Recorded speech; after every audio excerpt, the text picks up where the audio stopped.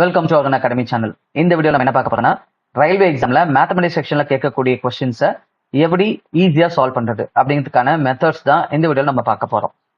இந்த வீடியோல இருக்கிற கொஸ்டின்ஸை பார்க்கறதுக்கு முன்னாடி இந்த மெட்டீரியல் கண்டென்ட்லாம் உங்களுக்கு வேணும் அப்படின்னா நம்ம அருண் அகாடமி டெலகிராம் சேனல்ல ஷேர் பண்ணிருக்கோம். சரியா? இந்த டெலகிராம் சேனலுக்கான லிங்க்கும் இந்த வீடியோ டிஸ்கிரிப்ஷன்ல கொடுத்துருக்கேன். நீங்க அந்த லிங்கை கிளிக் பண்ணி ஜாயின் பண்ணிட்டு அந்த மெட்டீரியலை டவுன்லோட் பண்ணி யூட்டிலைஸ் பண்ணிக்கலாம். சரியா? நம்ம கரண்ட் அஃபேர்ஸ்க்கும் ரெகுலராக அதில் பண்ணிட்டு தான் இருக்கும். கரண்ட் அஃபேர்ஸும் உங்களுக்கு பைலிங்குவலா தான் இருக்கும், தமிழ்லையும் இருக்கும் இங்கிலீஷ்லையும் இருக்கும். நீங்க டவுன்லோட் பண்ணி யூட்டிலைஸ் பண்ணிக்கலாம். சரியா? அதுக்கான லிங்க் இந்த வீடியோட டிஸ்கிரிப்ஷன்ல இருக்குங்க. சரிங்களா? ஓகே, நம்ம இன்னைக்கான கொஸ்டினை பார்க்கலாம்.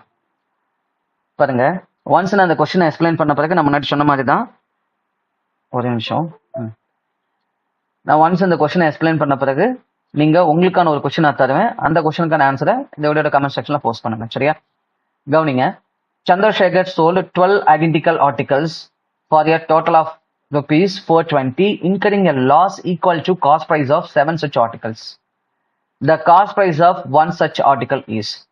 அதாவது சந்திரசேகர் அப்படிங்கிறவர் என்ன பண்ணிருக்காரு பாருங்க, ஒரே மாதிரியான 12 பொருட்களை வந்துட்டு 420 ரூபாய்க்கு வித்திருக்காரு. விற்கும் போது அவரோட அடக்க விலையில 7 பொருளுக்கு சமமான இழப்பு, அதாவது நட்டம்னு சொல்லுவோம், லாஸ்ன்னு சொல்லுவோம், அது ஏற்பட்டுச்சான். அப்ப ஒவ்வொரு பொருளோட அடக்க விலை என்னன்னு கேட்டிருக்காங்க. காஸ்ட் பிரைஸ் அப்படின்னா என்ன அர்த்தம்? அடக்க விலை அல்லது அசல் விலைன்னு சொல்லுவாங்க. ரெண்டு ஒண்ணுதான். அடக்க விலைனாலும் ஒண்ணுதான், அசல் விலைனாலும் ஒண்ணுதான். சரியா? நம்ம என்ன முதலீடு கொடுத்து வாங்குறோமோ அதைத்தான் நம்ம என்னன்னு சொல்லுவோம்? அடக்க விலைன்னு சொல்லுவோம். அந்த அடக்க விலையை அடிப்படையா வச்சுதான் நம்ம லாப நட்டத்தை கணக்கிடுவோம். சரியா? நஷ்டமா இருந்தாலும் சரி, லாபமா இருந்தாலும் சரி, எதை வச்சு கணக்கிடுவோம் அப்படின்னா அசல் விலையை வச்சுதான் கணக்கிடுவோம். சரியா? அடக்க விலையை வச்சுதான் நம்ம நட்டத்தையும் லாபத்தையும் கால்குலேட் பண்ணுவோம். சரியா? இப்ப இந்த கொஸ்டினுக்கு வருவோம். கவனிங்க. இப்ப 12 பொருளை விற்கும் போது 7 பொருளுக்கான அடக்க விலை லாஸ் ஆச்சுன்னா அப்ப அவர் எத்தனை பொருள் வித்து இருந்தா அடக்க விலை உள்ள வந்திருக்கும். அதாவது அடக்க விலைனா நட்டமும் இல்லை, ப்ராஃபிட்டும் இல்லை. அதுதான் நம்ம என்ன சொல்லுவோம்? காஸ்ட் பிரைஸ்னு சொல்லுவோம். அப்ப என்ன பண்ணணும்? இந்த 12ல இருந்து 7 கழிச்சிடுங்க. அப்ப வெறும் 5 பொருளை இந்த 420 ரூபாய்க்கு வித்திருந்தாருன்னு வச்சுக்கோங்களேன், அவருக்கு லாஸ் ஏற்பட்டிருக்காது, ப்ராஃபிட்டும் வந்திருக்காது. சரிங்களா? அப்ப என்ன பண்ணிருக்கணும்? 420 ரூபாய்க்கு 5 பொருட்களை அவர் வித்திருக்கணும். அப்ப ஒரு பொருளோட அடக்க விலை என்ன அப்படிங்கிறத நம்ம சொல்லிடலாம். சரியா? அப்ப 420 5ஆல மட்டும் வகுங்க, இந்த கொஸ்டினுக்கான ஆன்சர் வந்துடும். அவ்வளவுதான். சரியா? அப்ப அப்படியே கேன்சல் பண்ணுங்க. 420ல 42ல 5 எத்தனை முறை இருக்கு அப்படின்னா 8 முறை, மீதி 2. 20ல 5 எத்தனை முறை இருக்கும்? 4 முறை. சரியா? 42ல 8 40, 42ல 40ல 8 தாட்டி இருக்கும் 5, மீதி 2 இங்க கொண்டு வந்துருங்க. அப்ப இது 20,000. சரியா? 20ல 5 எத்தனை முறை இருக்குன்னா 4 முறை. அவ்வளவுதாங்க. சரியா? நான் சொல்லி கொடுத்த கான்செப்ட் கிளியரா புரியுதுங்களா? ரைட். இதுக்கு நீங்க ஃபார்முலாம் வச்சுலாம் போகணும்னு அவசியம் இல்லை. நான் சொல்லித்தர மெத்தட்ஸை கரெக்டா அண்டர்ஸ்டாண்ட் பண்ணிட்டீங்கன்னாவே ஈஸியா சால்வ் பண்ண முடியும். இப்போ உங்களுக்கான கொஸ்டின். இந்த கொஸ்டினை அப்படியே பாஸ் பண்ணிட்டு நான் சொன்னதை உள்வாங்கிட்டு இந்த கொஸ்டினுக்கான ஆன்சரை இந்த வீடியோட கமெண்ட் செக்ஷன்ல போஸ்ட் பண்ணுங்க. சரியா? நெக்ஸ்ட் வீடியோவில் இது கரெக்டா தப்பா அப்படிங்கிறத வெரிஃபை பண்ணிக்கலாம். ஓகேங்களா? இப்போ அடுத்த கொஸ்டின் பாருங்க. P and Q invested in a business in the ratio of 5:13. Q withdrew his amount after 6 months if they shared their profit in the ratio 25:26. Then how long was the amount of P was used for the industry? இது வந்து நம்ம என்னன்னு சொல்லுவோம்னா கூட்டாண்மைன்னு சொல்லுவோம். சரி, அந்த மாதிரி sums வருது. ஒரு இன்வெஸ்ட்மெண்ட் பண்றாங்க, அதை எடுக்கிறாங்க, ஒரு பர்டிகுலர் டைம்ல அவங்க லாபத்தை பிரிச்சுக்கிறாங்க அப்படின்னாவே இதை நம்ம என்னன்னு சொல்லுவோம்? கூட்டாண்மைன்னு சொல்லுவோம். சரியா? இதை நம்ம எப்படி சால்வ் பண்றது அப்படின்னா இதுக்கு ஒரே ஒரு கான்செப்ட் தான். என்ன கான்செப்ட் அப்படின்னா, இன்வெஸ்ட்மெண்ட் இருக்கு இல்லைங்களா, இன்வெஸ்ட்மெண்ட் அதை ரேஷியோ எடுத்துக்கிறோம். அடுத்தது டைம், அவங்க முதலீடு பண்ண காலம், அதை நம்ம ரேஷியோ எடுத்துக்கிறோம். Investment ratio into time ratio. இது ரெண்டையும் பெருக்கும் போது நமக்கு என்ன கிடைக்கும் அப்படின்னா ப்ராஃபிட் ரேஷியோ, லாப விகிதம் கிடைக்கும். சரி, அது ஒரே ஒரு கான்செப்ட் தான். அதே மாதிரி இதுல இருந்தும் உங்களுக்கு ஃப்ரீக்வெண்டா ஒரு கொஸ்டின் கண்டிப்பா கேட்பாங்க. சரிங்களா? அந்த பார்ட்னர்ஷிப்ல இருந்தும் ஒரு கொஸ்டின் கேட்பாங்க. அதுக்கு நீங்க இந்த கான்செப்டை மட்டும் நான் வச்சா போதும், இந்த மாதிரி கொஸ்டினை உங்களால ஈஸியா சால்வ் பண்ண முடியும். சரியா? இப்ப அதுல 2 நம்பர், ஒருத்தர் பி, இன்னொருத்தர் கியூங்க. பி எவ்வளவு முதலீடு பண்றாருன்னா 5 பங்கு. பாருங்க, 5 பங்கு. சரியா? 5 டைம்ஸ். கியூ எவ்வளவு பண்றாங்க அப்படின்னா கியூ வந்துட்டு கியூ அண்ட் பி வந்துட்டு, சரி, இது வந்துட்டு பி அண்ட் கியூ, இது பி, இது கியூ. இங்கிலீஷ்ல கரெக்டா இருக்கு, தமிழ்ல இது வந்துட்டு பி, இது வந்து கியூங்க. பி கியூ வந்துட்டு 5:13. சரிங்களா? இப்படி போட்டுக்கோங்க. இப்ப இவங்களோட டைம் பாருங்க. டைம் வந்துட்டு Q withdrew his amount after 6 months. Q வந்து பாருங்க 6 மாதங்களுக்கு பிறகு அவரோட முதலீடு எடுத்துட்டார். அப்ப இன்வெஸ்ட்மெண்ட் ரேஷியோ, டைம் ரேஷியோ ரெண்டையும் பெருக்குன்னா என்ன வரும்னா ப்ராஃபிட் ரேஷியோ வரும். சரி, இருக்கட்டும். இப்ப என்ன கேட்டிருக்காங்க பாருங்க, if they share the profit in the ratio 25:26. அவங்களோட லாப விகிதமானது 25:26 என்ற விகிதத்துல இருக்கான். சரியா? அப்ப இவரது வந்து பாத்தீங்கன்னா 25, யாரோடது? பியோடது. கியூவோடது என்னன்னு பாத்தீங்கன்னா 26. இப்ப என்ன கேக்குறாங்க கொஸ்டின் பாருங்க. Then how long was amount of B was used in the industry? இவரோட முதலீடு, பியோட முதலீடு எவ்வளவு காலத்துக்கு பயன்படுத்தப்பட்டதுன்னு கேக்குறாங்க. அதை எக்ஸ்ன்னு வச்சுக்கலாம். சரியா? இதை தான் நம்ம கண்டுபிடிக்கணுங்க. சரியா? அப்ப என்ன பண்ணணும்னா, இந்த மாதிரி கொஸ்டின் எப்ப நான் கேட்டாலும் சரிங்களா, பாருங்க, இதை தான் நம்ம என்ன சொல்லுவோம்னா டைரக்ட் ப்ரொபோர்ஷன் சொல்லுவோம். ஏ பி சி டின்னு இருக்குன்னா இது ரெண்டும் பெருக்குனா சமமா இருக்கணும். சரியா? இதை தான் நம்ம என்ன சொல்லுவோம்? நேர்மாறல் அப்படின்னு சொல்லிட்டு தமிழ்ல சொல்லுவோம். இங்கிலீஷ்ல என்ன சொல்லுவோம்? டைரக்ட் ப்ரொபோர்ஷன் அப்படின்னு சொல்லுவோம். சரியா? அதாவது இது ரெண்டையும் பெருக்கணும். ஏபியும் டியும் பெருக்கணும். அது எதுக்கு சமமா இருக்கணும்? பிக்கும் சிக்கும் சமமா இருக்கணும். இதைத்தான் நம்ம என்ன சொல்லுவோம்? டைரக்ட் ப்ரொபோர்ஷன் சொல்லுவோம். சரிங்களா? அவ்வளவுதான். அப்ப என்ன பண்ணணும்னா, இதையும் பெருக்கிறோம், இதையும் பெருக்கிறோம்னா ஒண்ணும் இல்ல, எது நமக்கு தெரியலையோ அதுக்கு இருக்கிறது அப்படியே கீழே போட்டுக்கணும், இது ரெண்டையும் மேல போட்டுக்கணும். அவ்வளவுதான். சரியா? அப்ப இந்த வேல்யூ என்னது? X equal to 13 6 25. இது அப்படியே மேல பெருக்கிங்க. சரி, 6 25. கீழே என்ன பண்ணணும்னா, இந்த டயகனல் இருக்கு இல்லைங்களா, அந்த டயகனல் இந்த வேல்யூ எல்லாம் கீழே போட்டுக்கணும். சரியா? 5 × 26. எக்ஸ் தான் நம்ம கண்டுபிடிக்கணும். 5 × 26. அவ்வளவுதான். இது போட்டீங்கன்னா எக்ஸுக்கான ஆன்சர் வந்துடும். சரியா? இப்ப இது அடிச்சீங்கன்னா என்ன வரும்னா 2 டைம் வரும். அதாவது 26ல 13 எத்தனை டைம்? 2 டைம் இருக்கும். இங்க 1 இருக்கும். அப்ப இது அடிச்சீங்கன்னா என்ன வரும்? இது 1 30, இது 5 30 வரும். சரியா? இப்ப இந்த 6ஆல 2 அடிச்சீங்கன்னா என்ன வரும்? இது 1 30, இது 3 30 வரும். அப்ப எக்ஸோட மதிப்பு என்ன அப்படின்னா 3 × 5. அப்ப இந்த இவரோட, அதாவது இந்த பியோட முதலீடு எவ்வளவு காலம் பயன்படுத்தப்பட்டுச்சு அப்படின்னு சொல்லி கேட்டாங்கன்னா 15 மாதங்கள். சரியா? 15 months. அப்ப இந்த கொஸ்டினுக்கான ஆன்சர் என்னன்னா 15 months. சரியா? எப்ப இப்படி கேட்டாலும் கரெக்டா எழுதிக்கோங்க. எழுதிட்டு ப்ரொபோர்ஷன் அப்ளை பண்ணுங்க. சரியா? எந்த மதிப்பு தெரியல, இன்கேஸ் இது தெரியலன்னு வச்சுக்கோங்களேன், ஒன்றும் இல்லை, இதெல்லாம் மேலே இன்ட்டு பண்ணிக்கணும், இது அப்படியே கீழே போட்டுக்கணும். சரியா? கீழே போட்டோம்னா நமக்கு ஆன்சர் வந்துடும். அவ்வளவுதான். கரெக்டாக கேன்சல் பண்ணீங்கன்னா போதும். வாய்ப்பாடு ரொம்ப முக்கியம். டேபிள்ஸ் தெரிஞ்சாதான் உங்களால வேகமா போட முடியும். என்னதான் ட்ரிக்ஸ் நீங்க கத்துக்கிட்டாலும் உங்களுக்கு டேபிள்ஸ் தெரியணும். சரியா? ரைட். அடுத்து பாருங்க, 4th கொஸ்டின் பாருங்க. The ratio of investment by A. இது உங்களுக்கான கொஸ்டின் இல்ல? சரி, இந்த கொஸ்டினுக்கான ஆன்சர் அந்த வீடியோட கமெண்ட் செக்ஷன்ல போஸ்ட் பண்ணுங்க. கொஸ்டின் நல்லா படிங்க, படிச்சு உள்வாங்கிக்கிட்டு அதுக்கப்புறம் நீங்க ட்ரை பண்ணுங்க. கண்டிப்பா உங்களால ஆன்சர் பண்ண முடியும். சரியா? அடுத்த கொஸ்டின் பாருங்க. அடுத்த கொஸ்டின் என்ன சொல்றாங்கன்னா, Sudha's age is twice as Radha. அதாவது சுதா இருக்காங்க இல்லையா, சுதா வந்துட்டு ராதாவோட 2 பங்கா. அப்ப சுதா வந்து 2 பங்கு அப்படின்னா ராதா வந்துட்டு 1 பங்கு. சுதாவோட வயசு ராதாவோட வயசுல 2 பங்குன்னு சொல்லிட்டாங்க. If 6 years is subtracted from Radha, ராதாவில இருந்து 6 ஆண்டுகளை கழிச்சிடணுமா, and 4 years is added to Sudha, சுதாவோட 4 வருஷம் கூட்டுறோமா, கூட்டின பிறகு என்ன ஆச்சுன்னா then Sudha age will be 4 times of Radha's age. அதாவது சுதா வந்து 4 பங்காயிட்டாங்களாம். யாரை விட அப்படின்னா ராதாவோட. சரியா? அப்ப பாருங்க, இந்த மாதிரி 2 விகிதம் கொடுக்குறாங்கனாவே எப்ப அப்படின்னா ஒரு வேல்யூ ஆட் பண்ண பிறகு, ஒரு விகிதமா இருந்தது ஒரு வேல்யூ ஆட் பண்ண பிறகோ அல்லது மைனஸ் பண்ண பிறகோ இன்னொரு விகிதம் ஆச்சு அப்படின்னாவே நம்ம என்ன பண்ணணும் அப்படின்னா, எப்பயுமே விகிதத்தை பொறுத்த வரைக்கும் 1 பங்கு கண்டுபிடிக்கணும். அதுக்கு நம்ம என்ன பண்ணணும், ஒரே ஒரு ஸ்டெப் வரணும். அவ்வளவுதான். என்ன அப்படின்னா, இதெல்லாம் சம்ல இருந்தது தான். இப்பதான் நம்ம சால்வ் பண்ண போறோம். என்ன பண்ண போறோம்னா, இதையும் கிராஸா இன்ட்டு பண்ணி டிவைட்ல போட்டுருந்தாங்க. இதை பண்ண என்ன வரும்? 1 நாள் 4, 2 2. அப்ப டிஃபரன்ஸ் என்ன வரும்? 2. சரி, அடுத்து மேல என்ன பண்ணும்னா, அப்படியே இந்த ஆப்போசிட் எந்த வேல்யூ ஆட் ஆகுதோ லெஸ் ஆகுதோ அந்த வேல்யூ அப்படியே பெருக்கி அந்த மதிப்பு அப்படியே கூட்டிக்கணும். பிளஸ் மைனஸ் பார்க்கணும் அவசியம் இல்லை, அப்படியே கூட்டிக்கணும். கூட்டி மேல போட்டுக்கணும். அப்ப 6 நாள் 24, 1 நாள் 4. சரியா? இது பாருங்க, 6 நாள் 24, 1 நாள் 4. அப்ப என்ன வரும்? நமக்கு 28 வரும். அப்ப இது அப்படியே கேன்சல் பண்ணா 28ல 2 எத்தனை தாட்டி இருக்கும்? 14 முறை இருக்கும். அப்ப ஒரு பங்கோட மதிப்பு என்னன்னா 14. அவ்வளவுதான். சரியா? இப்ப எப்பயுமே ரேஷியோ பொறுத்த வரைக்கும் நம்ம என்ன ஃபர்ஸ்ட் கண்டுபிடிக்கணும், நம்மளோட நோக்கம் என்னவா இருக்குன்னா ஒரு பங்கு மதிப்பு என்னன்னு தெரியணும். சரியா? இப்ப என்ன கேட்டிருக்காங்க பாருங்க, what will be the ages of Sudha and Radha. எப்ப அப்படின்னா 2 வருஷம் பிஃபோரா.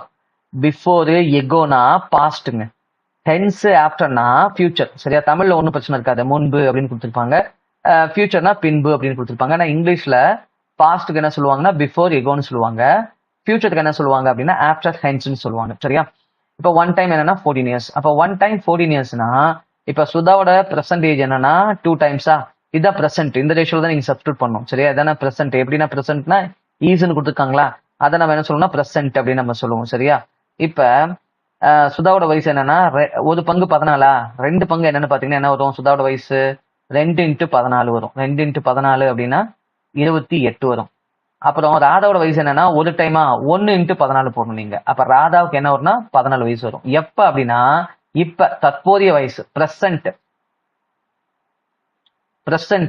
ஆனா நம்ம பிரசன்ட் கேட்கல. என்ன கேட்கறாங்க பாருங்க, 2 ஆண்டுகளுக்கு முன்பு என்னவா இருந்திருக்கும்னு கேட்கறாங்க. 2 ஆண்டுகளுக்கு முன்பு.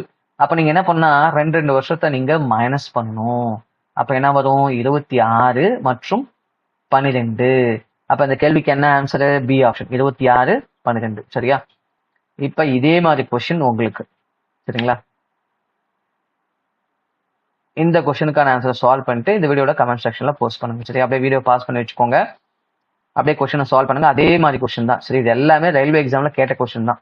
சரிங்களா? எதுவுமே வந்துட்டு நானா எந்த கொஸ்டினும் ட்ரை பண்ணலாம் உங்களுக்கு கொடுக்கவே கிடையாது. ரயில்வேல எதுலாம் ஃப்ரீக்வெண்டா கேட்குறாங்களோ அந்த கொஸ்டின் தான் நான் உங்களுக்கு ஃபில்டர் பண்ணி கொடுக்குறேன். சரியா? ரைட். இப்ப அடுத்த கொஸ்டின் பாருங்க. இது வந்து டைம் அண்ட் ஒர்க். சரிங்களா? A and B can do your work alone in 30 days, 40 days respectively. சரியா? A வந்துட்டு ஒரு வேலையை 30 நாட்கள்லயும் B வந்து 40 நாட்கள்லயும் செய்வாங்களாம். சரிங்களா? இப்ப in how many days will the work be completed if they work on alternate daysங்க? அவங்க ஆல்டர்னேட்னா மாற்று நாட்கள்னு சொல்லுவாங்க. அதாவது மாறி மாறி செய்யறது. சரியா? ஒவ்வொருத்தரும் ஒவ்வொரு நாள் செய்யறது. ஏ வந்து முதல் நாள் செய்யறாங்கன்னா பி 2வது நாள், அல்லது பி முதல் நாள் செய்யறாங்கன்னா ஏ 2வது நாள். அதை தான் நம்ம என்ன சொல்லுவோம் அப்படின்னா ஆல்டர்னேட் டேஸ்ன்னு சொல்லுவோம். ஸ்டார்டிங் வித் பி, இது ரொம்ப முக்கியங்க. சரிங்களா? யாரு ஆல்டர்னேட் டேஸ்ல செய்யும் போது முதல்ல ஸ்டார்ட் பண்றாங்க, ஃபர்ஸ்டா யார் ஸ்டார்ட் பண்றாங்க அப்படிங்கிறது ரொம்ப ரொம்ப முக்கியம். சரியா? அந்த ஃபர்ஸ்ட் டேவும். ரைட்.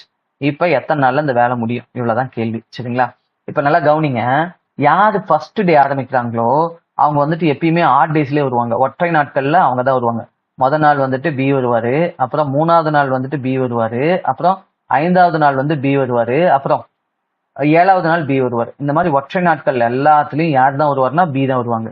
அப்ப ஈவன் நம்பர்ஸ் இருக்கு இல்லையா, இரட்டை நாட்கள், 2வது நாள் யார் வருவார்னா ஏ வருவாரு, 4வது நாள் யார் வரும்னா ஏ வருவாரு, 6வது நாள் யார் வருவாங்கன்னா ஏ வருவாங்க இல்லையா? அப்பதான் ஆல்டர்னேட் டேஸ்ங்கிறது சாட்டிஸ்ஃபை ஆகும். சரியா? இன்கேஸ் ஸ்டார்ட் வித் ஏன்னு சொன்னாங்கன்னா இது அப்படியே ரிவர்ஸ் ஆயிரும். ஆட் டேஸ்லாம் ஏவோட டர்னா இருக்கும், ஈவன் டேஸ்லாம் பியோட டர்னா இருக்கும். இல்லைங்களா? சொல்றது புரியுதுங்களா? ரைட். இப்ப இதை வச்சுதான் நம்ம ஆன்சர் பண்ண போறோம். சரிங்களா? அப்ப பாருங்க, 2 நாள் சேர்ந்ததை நம்ம என்னன்னு சொல்லலாம்னா ஒரு செட்டுன்னு சொல்லலாம். 2 நாள் சேர்ந்தது 1வது நாள் 2வது நாள் அப்படிங்கிறது 2 பேரும் ரிப்பீட் ஆவாங்க. திருப்பி 3வது நாள் 4வது நாள்ங்கிறது அதே ஜோடி திருப்பி ரிப்பீட் ஆகும். 5வது நாள் 6வது நாளுங்கிறது திருப்பி அதே மாதிரியா இருக்கும். அப்புறம் 7, 8 அப்படியே ரிப்பீட் ஆகும். சரியா? அப்ப இந்த 2 நாட்களையும் பாத்தீங்கன்னா ஒரே அளவிலான வேலை முடிஞ்சுட்டே வந்துட்டு இருக்கும். சரியா? சரி, இப்ப நம்ம சம்ம சால்வ் பண்ணலாம். கவனிங்க, இந்த சம்ல ஸ்டார்ட் வித் பியா. இப்ப பாருங்க, எப்பயுமே இந்த நாட்களை கொடுக்குறாங்கன்னா சரி, அந்த டைமை கொடுக்குறாங்கன்னா அதை அப்படியே மாத்தி எழுதுனீங்கன்னு வச்சுக்கோங்களேன். அது என்னன்னா ஒன் டேக்கான ஒர்க்கோட ரேஷியோவை நீங்க வச்சுக்கலாம். சரியா? அப்ப என்னன்னா இது அப்படியே மாத்தினா என்ன ஆகும்னா இங்க 40 வரும், இங்க 30 வரும். இது ரேஷியோ தான் நான் சொன்னேன். அப்ப ரேஷியோ எடுங்க பார்க்கலாம். ரேஷியோ எடுத்து என்ன வரும்? இவரு 4 யூனிட் முடிச்சாருன்னா இவரு 3 யூனிட் முடிப்பாரு. அப்படி எடுத்துக்கலாம் நீங்க. அப்ப இங்க பாருங்க, மொத்த நேரம் 30 நாட்கள். அவர் ஒரு நாளைக்கு முடிக்கிறது 4 யூனிட்டா. இதை இப்ப நீங்க மறந்துடுங்க, இதை மட்டும் வச்சுக்கோங்க. அப்ப எவ்வளவு வரும்னா மொத்தமா 120 யூனிட்டுங்க. இது புரியுதா உங்களுக்கு? அப்ப 2 பேருமே, இவருக்கும் அதே தான் வரும். இது இருக்கனால 120 தான் வரும். அப்ப 2 பேரும் முடிக்கக்கூடிய வேலை என்ன அப்படின்னா 120 வேலை. சரியா? 120 வேலையை அவங்க செய்து ஆகணும். இப்ப பாருங்க, ஆல்டர்னேட் டேஸ்ங்கும் போது முதல் நாள் யாருன்னா பிங்க. பி முதல் நாள் போகும்போது எவ்வளவு நடக்கும் அப்படின்னா 4 யூனிட் முடியும். இது ஃபர்ஸ்ட் டே பி பவர். சரியா? அப்புறம் 3வது நாள் அதே மாதிரி பி பவர். 2வது நாள் யார் போவாங்க அப்படின்னா ஏ போவாங்க. He can complete 3 units. அப்ப இந்த மாதிரி ஆல்டர்னேட் டேஸ் ரிப்பீட் ஆகிட்டே இருக்குன்னு வச்சுக்கோங்க. ஒவ்வொரு ஜோடியும் 1வது நாள் 2வது நாள் 3வது நாள் 4வது நாள் இப்படி ரிப்பீட் ஆகுதுன்னா ஒவ்வொரு ஜோடிக்கும், அதாவது ஒவ்வொரு ஒரு செட் அப்படிங்கிறது 2 டேஸ்ங்க. ஒவ்வொரு 2 டேஸ்க்கும் எவ்வளவு முடியும் அப்படின்னா 7 யூனிட் முடியும். சரியா? உடனே நீங்க என்ன பண்ணணும்னா இந்த 120ல எத்தனை 7 யூனிட் இருக்குன்னு கண்டுபிடிச்சீங்கன்னா எத்தனை செட் ஆஃப் டேஸ் இருக்குன்னு சொல்லிடலாம். அப்ப 120ல 7 எப்படி 7 வருதுன்னு புரியுதுங்களா உங்களுக்கு? இவரு முதல் நாள், இவரு 2வது நாள். அப்படின்னா 120ல எத்தனை முறை 7 இருக்குன்னு பாருங்க. சரியா? இதுல வந்துட்டு பி ஃபர்ஸ்ட் நாள், பி தான் முதல் நாள் பண்றாரு, ஏ வந்துட்டு 2வது நாள் பண்றாரு. சரியா? அப்ப இதை அப்படியே கேன்சல் பண்ணீங்கன்னா என்ன வரும் பாருங்க. 120ல 7 வந்துட்டு ஒரு முறை இருக்கும். சரியா? மீதி என்ன இருக்குன்னா 5 இருக்கும். 50ல 7 என்னவா இருக்கும் அப்படின்னா 7 முறை இருக்கும். சரியா? அப்ப 7 மீதி என்ன இருக்குன்னா 1 இருக்கும், 1 யூனிட் இருக்கும். சரியா? 1 யூனிட். இப்ப இந்த 17 செட் இருக்கா, 17 செட்டு ரவுண்டா இருக்கா, இந்த 17 செட்டு ஒரு செட்டுக்கு 2 நாள் அப்படின்னா 17 செட்டுனா எத்தனை நாள் முடிஞ்சிருக்கும் அப்படின்னா 34 நாள் முடிஞ்சிருக்கும். 34 நாள்ல கிட்டத்தட்ட எவ்வளவு யூனிட் முடிச்சிருப்பாங்க? 119 யூனிட் முடிச்சிருப்பாங்க. ஒரு யூனிட் மட்டும் தான் பெண்டிங் இருக்கு இல்லையா? அதாவது 120ல 7 அடிச்சோம்னா 119னா 17 தாட்டி 17 7 119 யூனிட் இல்லையா? அப்ப பாக்கி எவ்வளவு இருக்கும் அப்படின்னா 120ல 119 போச்சுன்னா பாக்கி ஒரு யூனிட் இருக்கும். இந்த ஒரு யூனிட் இருக்கும். சரியா? இந்த ஒரு யூனிட் எத்தனாவது நாள் நடக்கும்னா 35வது நாள் நடக்கும். 35வது நாள் வந்து பாத்தீங்கன்னா ஒற்றைப்படை எண். சரியா? Odd days. ஆட் டேஸ் யாரோட டர்ன்னா யார் ஸ்டார்ட் பண்றாங்களோ அவங்களோட டர்ன் தான் இருக்கும். யாருக்கு? B turn. பி வந்துட்டு ஒரு நாளைக்கு எவ்வளவு பண்ணுவாரு அப்படின்னு பாத்தீங்கன்னா ஒரு நாளைக்கு 3 யூனிட் பண்ணுவாரு. அப்ப இந்த ஒரு யூனிட்டை பி வந்துட்டு 3 யூனிட்டா பண்றாருன்னு வச்சுக்கோங்களேன். ஃபுல் டேலாம் எடுத்துக்க மாட்டாரு. முக்கால் நாள், 3ல ஒரு பங்கு நாள்லயே முடிச்சுவாரு. அப்ப நாட்கள் எவ்வளவு ஆகும்னா 2 பேரும் ஆல்டர்னேட் டேஸ்ல சேர்த்துக்கு 34 1/3 நாட்கள் ஆகும். இது சம தெளிவா புரியுதுங்களா? புரியலன்னா 2 தாட்டி 3 தாட்டி பாருங்க, கண்டிப்பா புரியும். சரியா? நீங்களும் கூடவே போட ட்ரை பண்ணுங்க. இப்போ உங்களுக்கான சமம் நான் கொடுக்குறேன் இதுல. சரியா? இந்த கொஸ்டினுக்கான ஆன்சரை இந்த வீடியோட கமெண்ட் செக்ஷன்ல போஸ்ட் பண்ணுங்க. சரியா? அப்படியே வீடியோ பாஸ் பண்ணுங்க. நான் சொல்லி தந்ததை நல்லா லெசன் பண்ணிருப்பீங்க. இந்த சம்ம சால்வ் பண்ணுங்க, ஈஸியா சால்வ் பண்ண முடியும். சரியா? இதுவும் அதே சேம் கான்செப்ட்ல சம் தான். சரிங்களா? இப்ப உங்களுக்கான அடுத்த கொஸ்டின் இது பாருங்க. ஜியாமெட்ரி பேஸ் பண்ண கொஸ்டின். இதுல என்ன சொல்லிருக்காங்க பாருங்க. The internal bisectors of angle B and angle C of triangle ABC. இது இப்படி போட்டா முக்கோணம் ABC meet at D. If angle A equal to 75 degreeனா then angle BDC is அப்படின்னு கேட்டிருக்காங்க. சரியா? அதாவது பாருங்க, ABCங்கிற ஒரு முக்கோணம் இருக்கான். சரியா? ABCங்கிற ஒரு முக்கோணம். எப்பயுமே இந்த மாதிரி ஜியாமெட்ரி சம் கொடுக்குறாங்கன்னா படம் கரெக்டா போடுங்க. சரிங்களா? அது எப்படி போடணும்னு நாங்கள் சொல்லித்தரேன், கவனிங்க. படத்தை கரெக்டாக போட்டிங்கனாவே என்ன ரூல் அது ஃபாலோ பண்ணி வருதுங்கிறத ஈஸியாக ஐடென்டிஃபை பண்ணிடலாம். சரியா? இப்போ இது ஏன்னு எடுத்துப்போம், இதை நம்ம பின்னு எடுத்துப்போம், இதை நம்ம சின்னு எடுத்துப்போம். சரியா? மீட் அட் டியா. இப்போ இதில் பாருங்க, பில இருந்து ஒரு கோணம் பைசெக்டர், இன்டர்னல் பைசெக்டர் அப்படின்னு நம்ம என்னன்னு சொல்லுவோம்னா இரு சம வெட்டி அப்படின்னு சொல்லுவோம். இன்டர்னலா உள். சரியா? உள்பக்கமா 2 வந்துட்டு கோணங்களை சமமா பிரிக்கிறது. அதை நம்ம என்ன சொல்லுவோம் அப்படின்னா இன்டர்னல் பைசெக்டர் ஆஃப் ஆங்கிள்னு சொல்லுவோம். அப்ப இந்த கோண அளவை சரி பங்கா பிரிச்சு மையத்துல டிங்கிற ஒரு புள்ளியில இந்த சில இருந்து ஒரு ஆங்கிளும், சில இருந்து ஒரு பைசெக்டரும், சரியா, பில இருந்து ஒரு பைசெக்டரும் டிங்கிற ஒரு புள்ளியில மீட் பண்ணுதான். சரியா? அப்படி இருக்கும்போது நம்மகிட்ட என்ன கேட்கிறாங்க பாருங்க, என்ன சொல்லியிருக்காங்க பாருங்க. இஃப் இந்த ஆங்கிள், இந்த வெர்டெக்ஸ் ஆங்கிள் இருக்கு இல்லையா, உச்சி கோணம், இது வந்துட்டு 75 டிகிரியா இருக்கான், இது வந்துட்டு 75 டிகிரியா இருக்கான். அப்படிங்கும்போது பிடிசி, அதாவது பிடிசி இந்த கோணத்தோட அளவு என்ன அப்படிங்கிறதா கேள்வி. சரியா? இதுக்கு நீங்க ஒரே ஒரு கான்செப்டை நான் வச்சுக்கணும். என்னன்னா, இந்த ஆங்கிள் எதுக்கு சமமா இருக்குன்னா எப்பயுமேங்க. சரிங்களா? இது மாதிரி ஒரு முக்கோணம் இருக்கு, முக்கோணத்தை நம்ம என்ன பண்றோம், உள்ள வந்துட்டு இரு சம வெட்டிகளா, அதாவது இன்டர்னல் பைசெக்டர் பண்றோம் அப்படின்னா என்னவா இந்த கோணத்தோட அளவு இருக்கும் அப்படின்னா ஆங்கிள் பிடிசி. நான் இப்ப நடுவில் இப்படி போடுறேன்னா மீனிங் என்னன்னா இந்த கோணத்தோட அளவு தான் நம்ம எப்பயுமே நடுவில் போடுவோம். சரியா? பிடிசினா இந்த நடுவில் போடுறோம்னா இந்த கோணம். அதுவே நான் இப்படி போறேன்னு வச்சுக்கோங்க, ஆங்கிள் டிபிசி போறேன்னு வச்சுக்கோங்களேன். அப்ப இந்த நடுவில் இருக்க சியா இந்த கோணத்தை சொல்றேன்னு அர்த்தம். சரி, நடுவில் இருக்கிறது பின்னா இந்த கோணத்தை சொல்றேன்னு அர்த்தம். அதுவே ஆங்கிள் பிசி டி சொல்றேன்னு வச்சுக்கோங்களேன், இந்த சி இந்த கோண அளவை சொல்றேன்னு அர்த்தம். சொல்றது புரியுதுங்களா? இந்த கோணத்தை அளவுனா ஆங்கிள் டிபிசி, இந்த மிடில் லெட்டர் இருக்கு இல்லைங்களா, இந்த நடுவில் இருக்கிற லெட்டர், இந்த லெட்டரோட கோணத்தை தான் நம்ம கண்டுபிடிக்கணும் அப்படின்னு அர்த்தம். சரி, அது ரொம்ப முக்கியம். ரைட். இப்ப இந்த கோணத்தோட அளவை நம்ம கண்டுபிடிக்கணும், இந்த கோணத்தோட அளவை நம்ம கண்டுபிடிக்கணும். சரியா? இப்ப இதுக்கு என்ன பண்ணணும்னா 90 டிகிரி நீங்க டிஃபால்ட்டா எடுத்துக்கணும். அதுல இருந்து பிளஸ் இந்த இது இருக்கு இல்லைங்களா உச்சி கோணம், இந்த ஆங்கிள் இருக்கு இல்லைங்களா, இந்த ஆங்கிள் டிவைட் பை 2 போட்டிங்கன்னா நமக்கு என்ன வரும்னா இந்த ஆங்கிள் வந்துடும். சரி, இந்த ஆங்கிளோட மதிப்பு வந்துடும். அவ்வளவு, ரொம்ப சிம்பிள். அப்ப என்ன பண்ணலாம், நமக்கு தான் அந்த உச்சி கோண அளவு கொடுத்துட்டாங்க இல்லையா, அப்ப 90 டிகிரி டிஃபால்ட்டா எடுத்துக்கோங்க. பிளஸ் ஏ என்னது 75 டிவைடட் பை 2 போட்டீங்கன்னா நமக்கு ஆன்சர் வந்துடுங்க. சரிங்களா? அப்ப 90 பிளஸ் 75ல பாதி, 70ல பாதி 35, 5ல பாதி 2.5. அப்ப என்ன வரும், 37.5 வரும். இப்ப இதை அப்படியே கூட்டுங்க, கூட்டம் என்ன வரும், 127.5 டிகிரி. அவ்வளவுதான் இந்த கொஸ்டினுக்கான ஆன்சர். சரியா? இப்ப பிடிசிக்கான இந்த டி கோணத்தோட மதிப்பு என்ன அப்படின்னா 127.5. அப்ப அந்த கொஸ்டினுக்கான ஆன்சர் டி. சரிங்களா? கிளியரா புரியுதுங்களா? இப்ப உங்களுக்கான கொஸ்டின். சரியா? உங்களுக்கான கொஸ்டின் பொறுமையா நான் சொல்லி கொடுத்ததை கவனமா பாருங்க. புரியலனா 2 தாட்டி 3 தாட்டி பாருங்க. அதே மாதிரி நான் நோட் பேடை வச்சு எழுதுறதுனால கொஞ்சம் ஹேண்ட் ரைட்டிங் கொஞ்சம் ஒரு மாதிரி தான் இருக்கும். நான் சொல்றதை கரெக்டா கவனிச்சிங்க அப்படின்னா நான் என்ன எழுத வரேன் அப்படிங்கிறத உங்களால அண்டர்ஸ்டாண்ட் பண்ணிக்க முடியும். சரியா? இப்ப இந்த கொஸ்டினுக்கான ஆன்சரை இந்த வீடியோட கமெண்ட் செக்ஷன்ல போஸ்ட் பண்ணுங்க. நான் முன்னாடியே சொல்லிட்டேன், அட்லீஸ்ட் 10 பேருக்கு ஒருத்தராக ட்ரை பண்ணுங்க. சரியா? அப்படி பண்ணாதான் எனக்கும் வந்துட்டு அது ரொம்ப மோட்டிவேஷனா இருக்கும். நான் அடுத்தடுத்த வீடியோவை நான் வந்து சீக்கிரமா போடுவேன். அதே மாதிரி உங்களுக்கான கொஸ்டின்ஸையும் வந்து பாத்தீங்கன்னா நான் எக்ஸ்பிளைன் பண்ணிட்டு அடுத்த வீடியோக்கான கொஸ்டினை நான் உங்களுக்கு எக்ஸ்பிளைன் பண்ணுவேன். சரியா? ஓகேங்க. நான் முன்னாடி சொன்ன மாதிரி இப்பதான் நீங்க ஃபர்ஸ்ட் டைமா நம்ம வீடியோவை பாக்குறீங்கன்னா, அதாவது நம்ம சேனலை பாக்குறீங்கன்னா நம்ம சேனலை சப்ஸ்கிரைப் பண்ணிக்கோங்க. அதே மாதிரி உங்க ஃப்ரெண்ட்ஸும் இந்த மாதிரி எக்ஸாமுக்கு ப்ரிப்பேர் பண்ணிட்டு இருக்காங்கன்னா அவங்களுக்கும் இந்த வீடியோவை ஷேர் பண்ணுங்க. அவங்களுக்கும் ரொம்ப யூஸ்ஃபுல்லா இருக்கும். ஓகேங்களா? ஓகேங்க. அதே மாதிரி இந்த பிடிஎஃப் கண்டென்ட்லாம் நீங்க டவுன்லோட் பண்ணிக்கணும் அப்படின்னு நம்ம Arun academy Telegram channel join பண்ணிக்கோங்க. அதில் தான் நம்ம ஷேர் பண்ணிட்டு இருக்கோம். அதில் நீங்க டவுன்லோட் பண்ணி உங்களோட ப்ரிப்பரேஷனுக்கு யூஸ் பண்ணிக்கலாம். ஓகேவா? தேங்க்யூ ஃபார் வாட்சிங் அருண் அகாடமி சேனல்.